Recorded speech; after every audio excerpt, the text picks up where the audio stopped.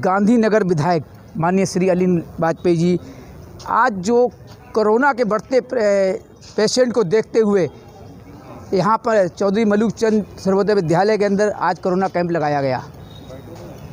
सरकार कहती है कोरोना बिल्कुल नहीं है, सरकार कहती है केंद्र सरकार दोष देती है दिल्ली सरकार को। आखिर क्या ये स्थिति है? क्या इसी तरीके से जनता पिसती रहेगी? क्या स्थिति ये है? क्योंकि कहीं पर सोशल डिस्टेंसिंग का पालन नहीं है, कोई कानून का पालन नहीं होता है। नेता अपनी राजनीति रोटी सेकते रहते हैं। आज इस टाइम विधायक जी है, इनसे जानकारी देते कैंप में। सर आज कैंप लगाया गया, इससे पहले 2 बार कैंप यहाँ लग चुका है। को दिल्ली के मुख्यमंत्री अरविंद केजरीवाल ने दिल्ली की जनता को कोरोना की आंधी में फेंक दिया। उस समय केवल हमारे ही गृह मंत्री माननीय अमित शाह एक ऐसे व्यक्ति थे कि जिन्होंने आकर दिल्ली के LNJP अस्पताल के अंदर डायरेक्ट पहुँच गए।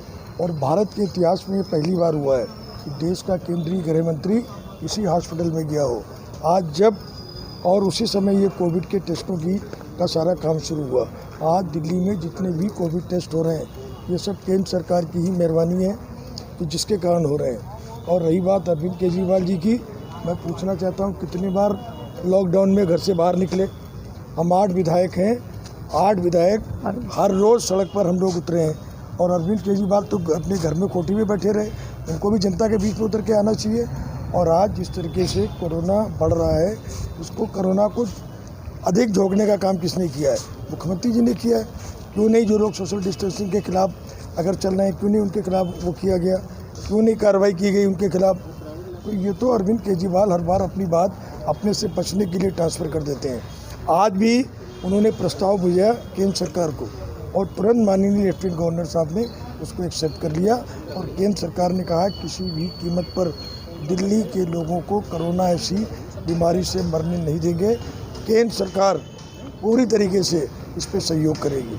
और हमेशा जब जब भी केंद्र सरकार सहयोग करती है, अरविंद केजरीवाल मंच पर आकर कहते हैं कि हम धन्यवाद करते हैं केंद्र सरकार का, हम प्रधानमंत्री जी का धन्यवाद करते हैं, हम गृह मंत्री जी का धन्यवाद करते हैं। और 2 महीने बाद फिर दौरे पड़ने शुरू हो जाते हैं, फिर वो केंद्र के खिलाफ बोलने लगते हैं। ये गलत है। जब कोरोना शुरुआत हुई, आनन फानन में आइसोलेशन सेंटर खोले गए हमारे क्षेत्र के अंदर। हमारे विधायक जी ने भी उद्घाटन किया, हमारे सांसद जी ने भी उद्घाटन दिया, लेकिन उसके बाद अचानक उसको बंद कर दिया गया। ये करोड़ों रुपया जनता का आज ये जो हमारे जो है वार्ड के अंदर, स्कूल के अंदर जगह जगह खोले गए, लगाया जाता है। यहाँ पे बेड भी आते हैं, खरीदारी भी होती है, यहाँ तक कि चाय की केतली तक आई थी। आखिर वो पैसा करोड़ों रुपया सरकार का बर्बाद होता है, वो अचानक बंद क्यों हुए फिर? नहीं, ये आप गलत कह रहे हैं। जो कांति नगर में कोविड सेंटर बनाया गया वो हमारे पूर्वी दिल्ली के सांसद गौतम गंभीर के द्वारा उसको बनाया गया।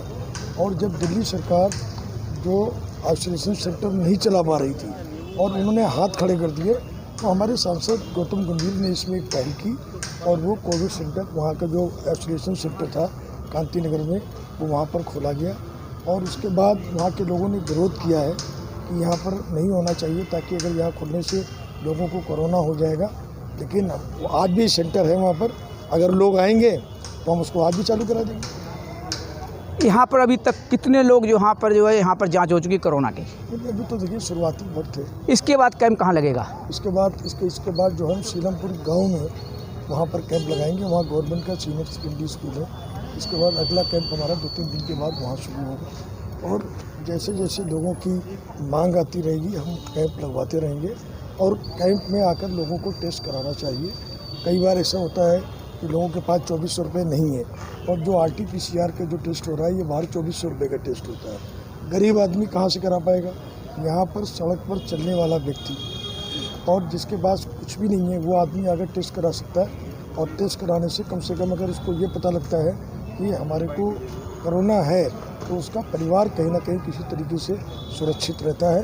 तो मैं लोगों से अपील भी करता हूँ कि आज कैंप लग रहा है, अधिक से अधिक संख्या में आए और यहाँ पर टेस्ट करें। अभी आपने कहा केंद्र सरकार ने हस्तक्षेप किया, उसके बाद जो है पैसे जो कार्रवाई हो रही है।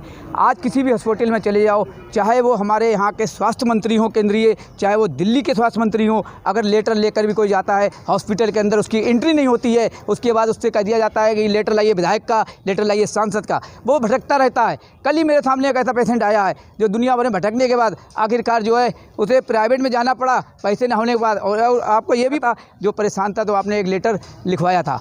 आखिर ये भटकना, लेटर लिखवाना।